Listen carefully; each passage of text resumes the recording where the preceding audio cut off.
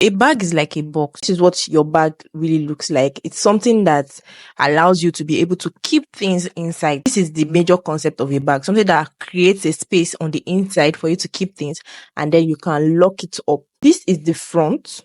So we can label this as the front of the bag. So a bag would normally have the front side. A bag would have the base. Okay, so the base where it sits, that's called the base. And then the other side of the front, the other side that is directly opposite the front, is the back. So this is the back of your bag. And then you have two sides in most cases. So this is side one, or you call it gusset as well. So Gusset, gusset. Either you call it side or you call it gusset. And then this is side two. So, or gusset two. So this is the formation of a bag. There's usually the front, the base, the back, the side, that's the side one, and then the side two. Then there's always this top part as well of your bag. So there's what is called the top. So this top part that faces up is the top of your bag. So this is basically what it takes to make a bag.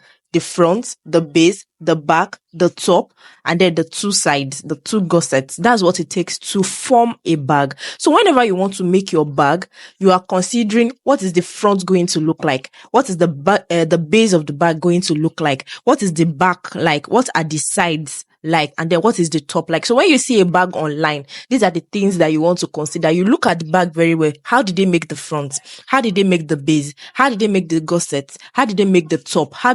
So this top now, there are still some bags that further have a flap. So a flap is an extension of the top. That means instead of the top just ending at the top of the bag like this, this top further proceeds to cover up the front of the bag, and it could be to any length. The flap could cover the whole front. It could cover just a part of it. It could just be anywhere around here. So, but then if it extends from the top towards the front to cover the front, it is called a flap. I don't know where to label that, but let's say that let's draw a line to indicate that there is a flap on this bag, and they will label it flap. Okay, so the flap is often on the front of the bag, and most times it's an extension of the top of the bag. So basically, this is how you want to see a bag, like a box.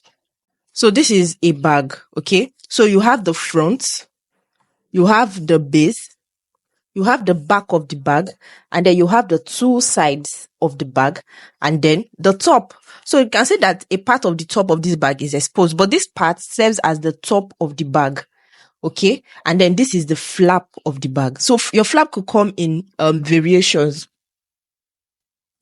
This is also a bag. Okay, and then you want to look at it. It has an interior where you can keep things. So it's more like the box we had the other time. So the box also has this space. So this space is what makes up your bag.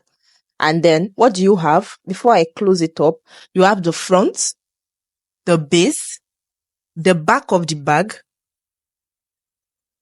You also have the top of the bag. So the top is the one directly opposite the base, as in the case of the box. Okay, as in the case of the box, you have your top, you have your base. So the top is directly opposite the base, and that is what we have here as well. The top is directly opposite the base, and then you have the flap in this case. So this is the flap. It is an extension of the top into the front of the bag. So that is what your flap is. Okay, so that is typically any kind of bag that you would find anywhere. Most bags do not, especially most non-structured bags, tote bags, they don't have a flap. So it is not a major component of a bag, but every bag has a top. It could just be the finishing, maybe the zipper part of the bag. Let's say we do not have this flap. We could have a zip on here. So that is the top of the bag. The zip is acting as the top of that bag, but every bag definitely does have a top. It may be covered, it may not be covered. So some people use flap to cover it, and that's where your closure comes in. That's where the concept of your closure comes in. Zipper closure, magnet closure, snap closure, and different types of closure like that.